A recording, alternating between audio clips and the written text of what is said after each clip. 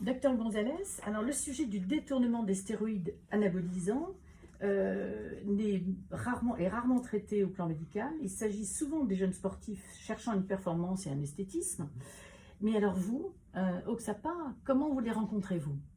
Alors, de façon assez surprenante ou pas d'ailleurs, c'est vrai qu'au XAPA, donc en consultation de dictologie, c'est pas forcément des gens qu'on va rencontrer. Alors, il y a plusieurs hypothèses. Une des premières hypothèses, c'est que c'est des gens qui vont pas forcément ou arriver dans une demande de soins assez tardive, une fois que les complications sont vraiment installées, et potentiellement les complications seront somatiques au premier plan, donc ils iront peut-être voir plus de la médecine générale, des spécialistes d'organes, l'endocrinologue, le cardiologue. Et puis aussi, il y a toujours ce que j'aime bien dire, c'est qu'en médecine, on trouve que ce qu'on cherche. Et c'est vrai que si on ne pose pas la question aux gens, peut-être qu'ils ne vont pas nous dire spontanément. Et donc, comme ce n'est pas quelque chose qui est non plus qu'on voit beaucoup dans les études, peut-être qu'on ne pose pas assez la question aussi, et que si on posait plus la question, on aurait plus de réponses à cette question, on aurait plus de patients qui rapporteraient des antécédents d'usage justement de stéroïdes anabolisants. Parce que vous les rencontrez alors qu'ils ont des effets indésirables, des complications déjà sévères. On les rencontre. Moi, ceux que j'ai rencontrés, je les ai rencontrés en hospitalisation en psychiatrie sur des complications qui n'étaient pas forcément en lien avec les produits, mais où le produit apparaissait un peu comme associé à d'autres consommations de toxiques. Et c'est vrai qu'on peut toujours poser la question dans quelle mesure l'usage de produits a favorisé l'apparition d'un trouble psychiatrique, d'un trouble du comportement en, en co-utilisation avec d'autres produits, en plus d'autres drogues plus conventionnelles.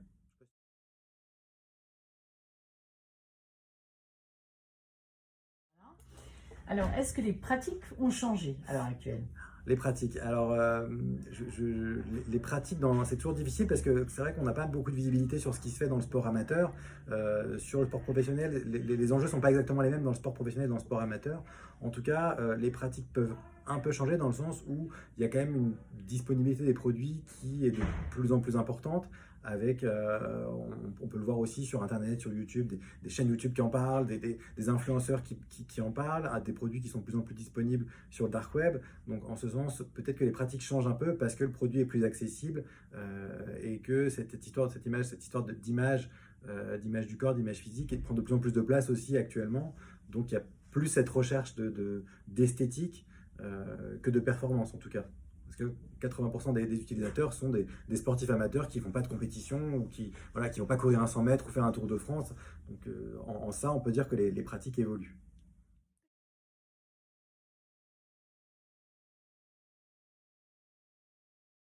Alors, que savons-nous des produits, de leur circuit de distribution, de leurs problèmes de qualité et de fabrication?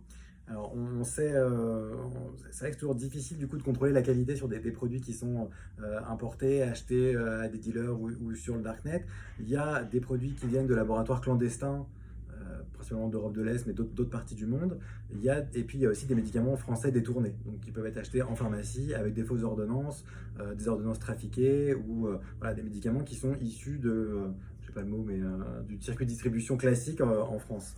Euh, Là où c'est plus compliqué après, c'est que il y a de l'argent à se faire, et du coup, quand il y a de l'argent à se faire, comme les dealers, comme tous les dealers, le produit peut être coupé ou pas, peut être plus ou moins pur, peut être retransformé après une fois derrière, avec tous les risques que ça implique, et donc à la fin, au final, on ne sait plus trop ce qu'il y a dans la fiole qu'on s'injecte. Il y a ça. Et puis, en termes de produits, donc stéroïdes anabolisants, c'est tout ce qui se rapporte à la testostérone, avec tout un tas de molécules. Je crois alors là, ça a vérifié, mais je crois qu'en France, il n'y en a qu'une seule de testostérone qui se vend de toute façon. Et puis, il y a, alors ça, c'est un point commun, un peu comme on retrouve classiquement dans les addictions, on dit il n'y a jamais qu'une seule addiction, il n'y a jamais qu'un seul produit. Là encore, il y a utilisation de plusieurs produits, donc les stéroïdes anabolisants pour gagner en masse musculaire, et puis il peut y avoir des produits qui ont d'autres vertus. L'hormone de croissance aussi pour gagner en masse musculaire, et puis des produits, des bêta-2-mimétiques par exemple, pour perdre de la masse graisseuse, toujours dans le but d'avoir une apparence esthétique qui serait plus satisfaisante entre guillemets. Alors, en matière de prévention, dans l'enseignement médical d'une part et peut-être dans le milieu sportif, qu'est-ce qu'on pourrait faire à l'heure actuelle pour améliorer cette prévention? Alors dans l'enseignement, déjà on parlait un petit peu plus pendant les études. Sur la filière addictologique, on n'a pas eu grand-chose, on n'a pas grand-chose dans le contenu des cours sur ce sujet. Et dans les filières plus sportives aussi, peut-être en parler un peu plus. Alors là, pour le coup, c'est pas mon domaine, donc je connais pas exactement les programmes, mais moi, j'ai aucun collègue qui est intervenu sur une filière STAPS ou BPGEPS pour parler de ces choses-là. Donc jusqu'où ils vont, est-ce qu'ils s'arrêtent juste au produit, à ce qui est consommé, est-ce qu'ils vont un petit peu plus loin sur la dépendance, les phénomènes de dépendance aussi. Peut-être qu'il y a quelque chose à faire à ce niveau-là. En termes de prévention, alors la prévention, donc, la consommation, c'est encore une fois principalement les gens qui fréquentent les salles de sport, sans pour autant les stigmatiser, mais c'est là qu'il y a le plus de consommation, en tout cas de stéroïdes anabolisants. Et donc, la prévention, elle se fait un peu sur le lieu où on peut les retrouver. Donc, soit directement la salle de sport, ça pourrait passer, je sais pas, par des flyers, des dépliants pour alerter sur le risque, ou on avait parlé par le pharmacien, c'est-à-dire qu'on voit aujourd'hui dans les pharmacies, il y a des ventes de compléments alimentaires. On a retrouvé quand même qu'il y avait un surrisque de consommer des stéroïdes anabolisants quand on faisait usage de compléments alimentaires. Donc, peut-être une association, peut-être que le pharmacien pourrait aussi en même temps délivrer quelque chose sous forme de flyer, de conseil minimal en même temps, de lieu ressources, comment on fait si on est dedans, qu'est-ce qu'on peut faire, qu'est-ce qu'on peut faire sur le plan médical.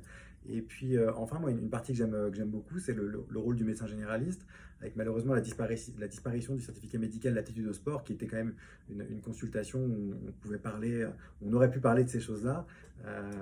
Et donc le médecin généraliste pourrait aussi avoir un rôle à jouer chez les jeunes patients qui suivent, qui viennent consulter dans des contextes par exemple de blessures au sport, voilà, de pouvoir aussi questionner ces consommations.